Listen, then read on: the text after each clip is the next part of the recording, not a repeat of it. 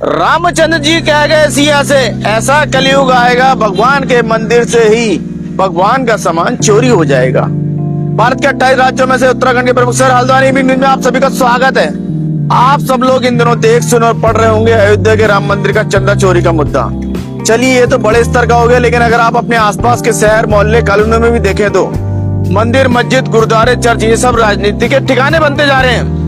इनके कर्ता धर्ता या संचालन करता किसी और की एंट्री होने देना ही नहीं चाहते हैं। बहाने दर्जनों बना या पैदा कर दी जाते हैं। लोगों को भक्ति का चस्का लगना कोई बुरी बात नहीं है, बल्कि अच्छी बात है। भगवान में लीन होना, बुरे कारणों से डरना, दया का जन्म और देने की दान देने की प्रवृत्ति इत्यादि गुण इंसानों के भीतर बनते हैं।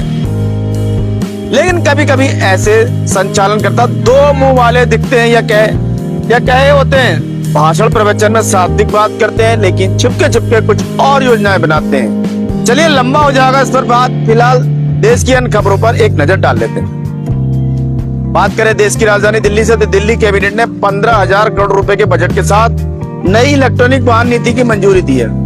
शहर में इलेक्ट्रिक मोबिलिटी को बढ़ावा देने के लिए अगले 4 वर्षों में 15,000 करोड़ रुपए का बजट का जो है निवेश किया जाएगा। दिल्ली उच्च न्यायालय ने जनकपुरी स्कूल बलात्कार मामले में जमानत याचिका खारिज की, कार्यवाहक को आत्मसमर्पण करने का आदेश दिया। सीएम का कहना है कि 1 साल बाद ई ऑफिस ने सार्वजनिक सेवाओं की डिलीवरी में तेजी ला दी है। दिल्ली सरकार अपनी नई इलेक्ट्रॉनिक वाहन ईवी नीति को अधिसूचित करने की तैयारी कर रहे, तो ऐसे में ऑटो रिक्शा चालक इलेक्ट्रॉनिक 3 पहिया वाहनों की ओर बदलाव को लेकर अनिश्चित बने हुए हैं। स्नातक स्तर पर प्रवेश के पहले दिन दिल्ली विश्वविद्यालय को 41,473 पंजीकरण प्राप्त हुए। सीएम रेखा गुप्ता ने क्लीन दिल्ली विद सीएम अभियान के तहत चिल्ला गांव के यमुना घाट पर स्वच्छता अभियान में स्वयं सेवकों, युवा समूहों, सामाजिक संगठनों और निवासियों के साथ भाग लिया। आपने तीर्थ स्वास्थ्य अधिकारी की नियुक्ति को लेकर सरकार पर हमला किया है। मुंबई से बड़ी खबर आ रही है कि पानी की आपूर्ति करने वाले जलाशयों में पानी का भंडार 7% से भी कम रह गया। मुंबई गंभीर जल संकट का सामना कर रहा है, क्योंकि इसके 7 आपूर्ति जलाशयों में संयुक्त रूप से जमा जल स्तर घटकर 7% से भी कम हो गया है, जो पिछले वर्ष की तुलना में काफी कम है। ऐसा मानसून में देरी और इस वर्ष अब तक अपर्याप्त वर्षा के कारण हुआ है। उद्धव ठाकरे ने बागी सांसदों की आयुक्ता की मांग की। उनका कहना है कि दल बदल एक बड़ी साजिश का हिस्सा है। कर्नाटक से महोदय, नागरिकता और मतदान का अधिकार। कर्नाटक में मतदाता सूची के विशेष गहन संशोधन के लिए घर घर जाकर सर्वेक्षण 30 जून से शुरू हो रहा है, लेकिन इस प्रक्रिया की आवश्यकता पर नहीं, बल्कि इसे कैसे अंजाम दिया जाएगा इस पर बहस जारी है।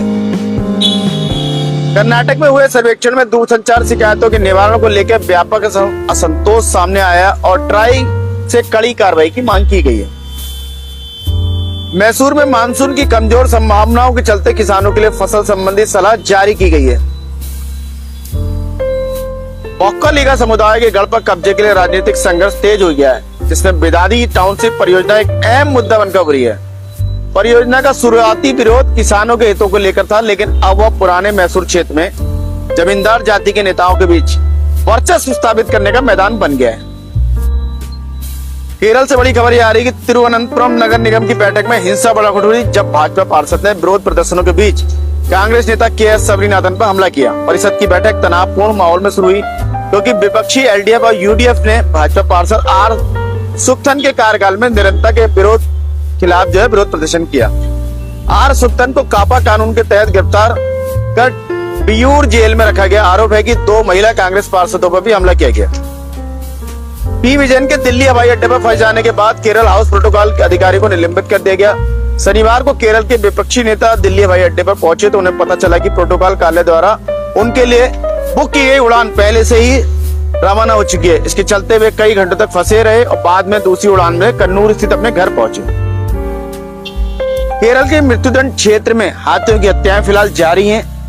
परम्बिकुलम मुन्नार मल्लात्तुर वन क्षेत्र में मानव जनित हत्याओं की मौतों के एक बार फिर चर्चा में आ गई, खासकर मलयात्तूर के जंगलों में एक मखना हाथी की मौत के बाद, जिसके बारे में बताया जा रहा है कि उसने विस्फोटों से भरे फल चबा लिए थे।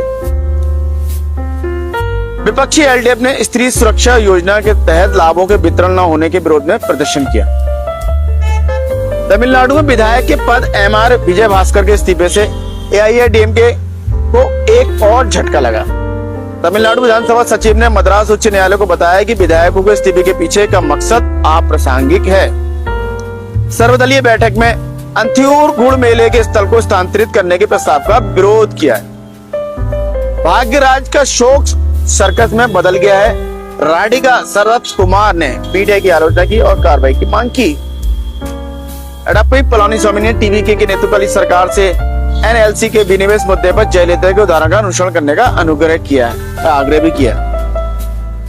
उड़ीसा के सतकोशिया टाइगर रिजर्व ने राष्ट्रीय बाघ संरक्षण प्राधिकरण के 2 दशकों से भी कम समय में 12 बाघ अभयारण्यों में चलाए जा रहे बाघ संरक्षण कार्यक्रम के लिए कठिन सबक साबित हुआ है।